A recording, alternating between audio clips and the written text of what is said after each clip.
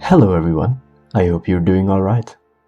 In this video series, we're gonna build a 4-bit programmable minicomputer all inside of Minecraft with only Redstone. While doing so, we'll learn the basics of how computers and all other digital devices work. After this series, you'll know how computers work and learn about different architectures and designs. Or you can just enjoy the build and be satisfied by the results. To start off, we need to know what logic gates are and what this means for us. We'll start with the easiest gate, which in Minecraft only consists of a redstone torch placed on the side of a block. If we now put a signal in here, let's call this the input. The signal on this side gets off. Let's call this the output. What we created here is the so-called NOT gate. All it does, it takes the signal and flips it. So if the input is off, the output is on, and if the input is on, the output is off. Let's write its name down and save it for later. This gate is drawn as an exclamation mark or just an empty circle in schematics. You've probably already heard somewhere that computers count with zeros and ones. And that's exactly what we are doing here. If the redstone is on, we interpret it as a 1. If the redstone is turned off, we call that a 0. So now that we know that, let's move on to a new gate. What's interesting about this one is that it now has 2 inputs and 1 output. Let's call one input A and one input B, so we know what we're talking about. Let's see what it does. If both signals are off or 0, the output is off. And also, if only one of the inputs is on, the output is off. But now, when both inputs are on, the output turns on. This is called an AND gate, because only when A and B is on, the output turns on. So let's write that down and save it for later. This gate is normally drawn as an AND sign in schematics. We now have the most basic, but also most important gates, with which we could now start to design and build a fully functional computer, like the one you're watching this video on right now. But to make things easier later, let's do some more experimenting with these gates. Because what we can do now is to combine these gates and receive new logic units. So the most straightforward thing to do is to put a NOT gate after an AND gate, which looks like this. Now, if both inputs are off, the now new output is on. And if only one of the inputs is off, while the other one is still out, the output stays on. But now, if we turn on both inputs, the output turns off. And all this makes sense, because what we have here is an AND gate, but with a NOT at the end. We just flipped or inverted the output. Let's call this a NAND gate, because it consists of a NOT and an AND gate, and save it for later.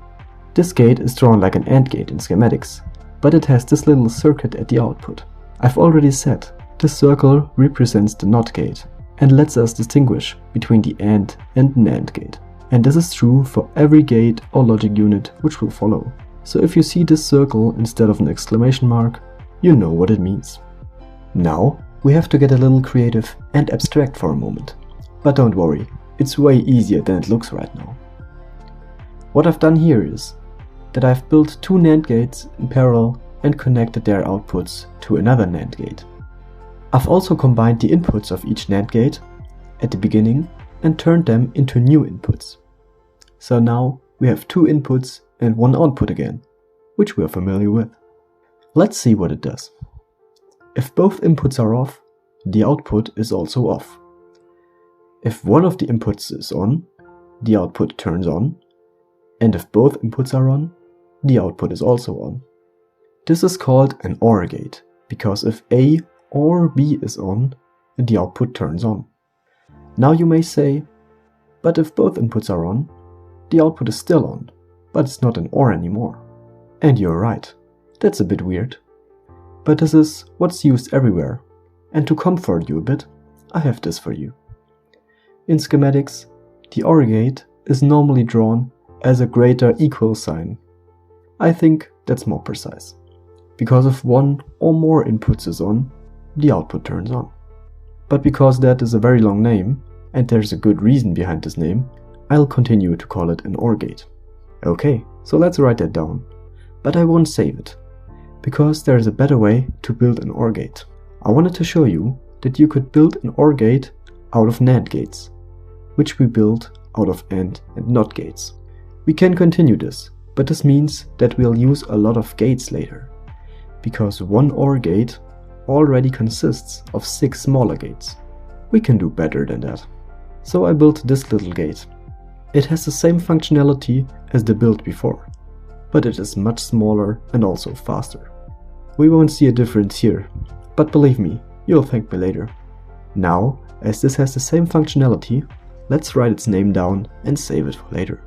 Now we have to get a little creative again, and I came up with this build. It consists of a NAND gate parallel to an OR gate, and its outputs are going into an AND gate. I've also connected one of each outputs of the first gates to one another. Again, we have 2 inputs and 1 output. But what does it do this time? If both of the inputs are off, the output is off. If one of the inputs is on, the output is on. But now, if I turn on both inputs, the output turns off again. That's interesting. What we've created here is a so-called exclusive OR gate, or XOR for short. It's like the OR gate, but turns off if both inputs are on. That solves our inconvenience from before. And because it only turns on if one of the inputs are on, this gate is also represented as an equal sign in schematics. So let's write that down. But we don't want to save it just now, because again, there's a better way to build an XOR gate in Minecraft, which will use less gates and save us time. It looks like this and consists of these 2 comparators. For our needs, we don't have to know what the comparators do, but as we see here, it still follows our needs. So let's write its name down and save that for later. Now we have the most important and most basic gates that we'll need to build our computer. But we'll continue our journey in another part. I hope you enjoyed the video and learned something new today. If so, please consider to like this video and subscribe to the channel to not miss any future videos of this series. Also, if you want to leave me some feedback in the comments, I would highly appreciate that. So, until then, goodbye.